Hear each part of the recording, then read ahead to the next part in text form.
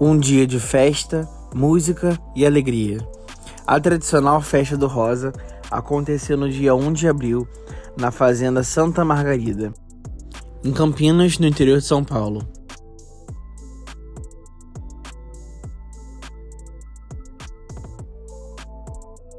A festa foi na área da piscina e no campo. No início do palco havia tablado, mas existia o contato com a grama pelo estacionamento.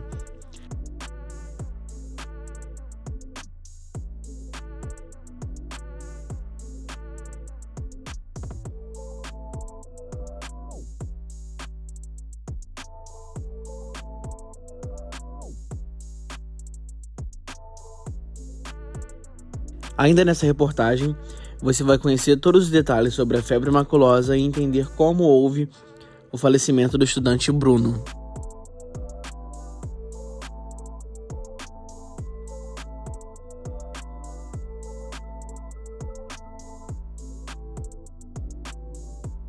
Bom dia, estamos aqui na Estácio para falar do falecimento do aluno Bruno Magalhães, que ocorreu devido a complicações da febre maculosa. Estamos aqui com a médica infectologista, doutora Beatriz, que vai esclarecer algumas dúvidas sobre essa doença rara. Doutora Beatriz?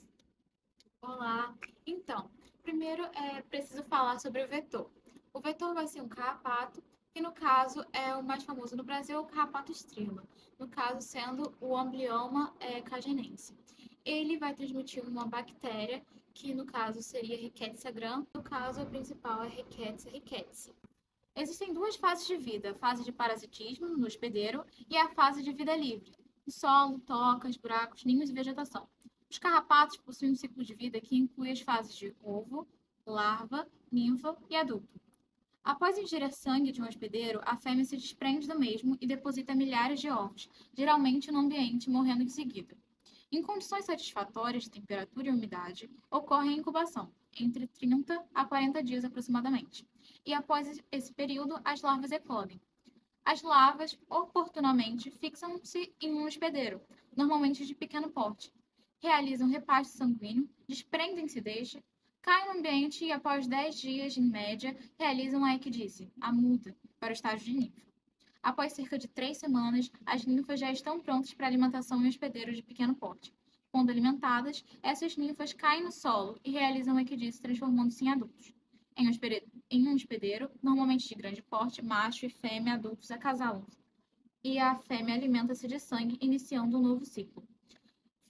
A bactéria é transmitida através de via transovariana para o restante da prole. E também, durante o acasalamento, o macho infecta a fêmea.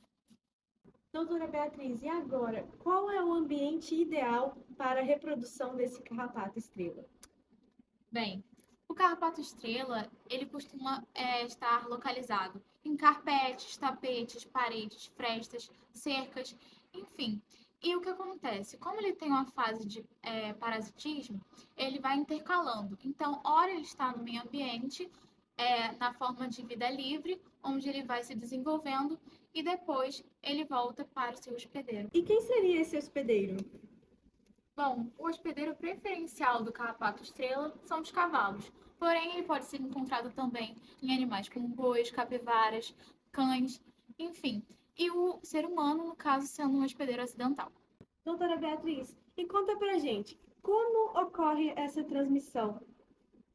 Bom, para os humanos, a transmissão ocorre através da picada desse carrapato, que é infectado pela Rickettsia. E aí, o que acontece? Ele fica aderido de 4 a 6 horas no hospedeiro, no caso humano, e isso vai gerar a ocorrência de febre maculosa. Como podemos nos prevenir? Bom, o ideal é evitar o contato com o carrapato, que pode ser transmissor ou não da bactéria. Mas o que acontece?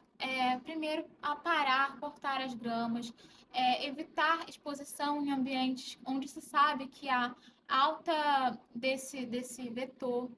Outra coisa também interessante é, caso você souber que vai para essa área de risco, utilizar, por exemplo, roupas longas, claras, uso de botas, isso tudo para facilitar a identificação desses artrópodes.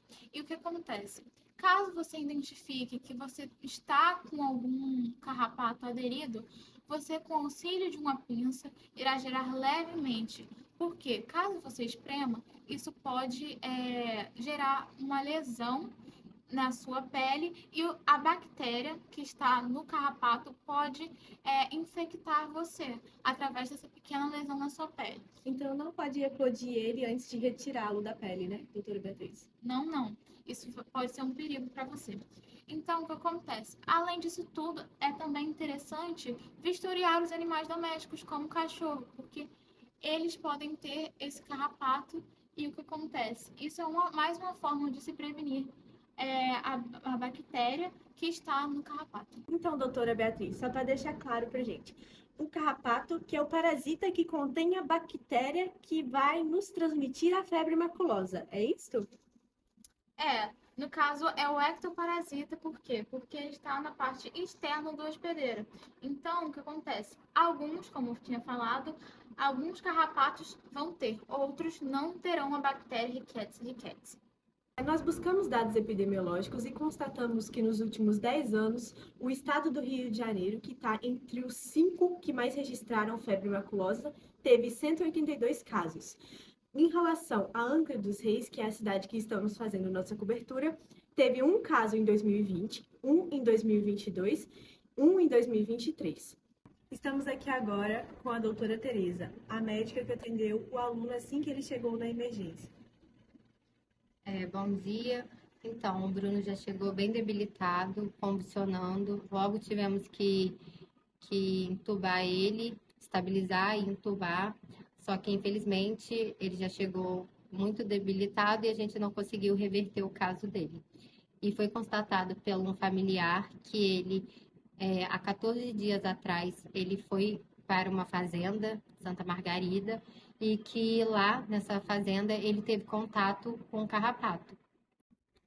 Logo após esse retorno, ele apresentou sintomas de febre alta e dor no corpo e foi informado por esse familiar que ele achou que fosse uma dengue e não procurou uma unidade. Então, o que piorou, agravou o caso dele. E o que é importante ressaltar aqui é que realmente a febre maculosa, ela pode sim ter os sintomas parecidos, semelhantes, né, com a dengue, que seria dor no corpo, febre alta, manchas, principalmente na mão. Isso pode acontecer. Só que é importante, se você foi para uma fazenda, teve contato com algum carrapato, é importante buscar uma unidade de saúde se você tiver esses sintomas, porque a demora em tratar esses sintomas pode se agravar e causando hemorragias e levando à morte. Então, doutora, como é feito o diagnóstico e o tratamento? Então, o diagnóstico é feito com exames laboratoriais, o PCR, o exame de isolamento microbiológico e também o RIF. E o tratamento é feito com antibiótico. Como é uma doença causada por uma bactéria. Então, muito obrigada, doutora Tereza. Esclareceu muitas dúvidas para a gente. Ótimo.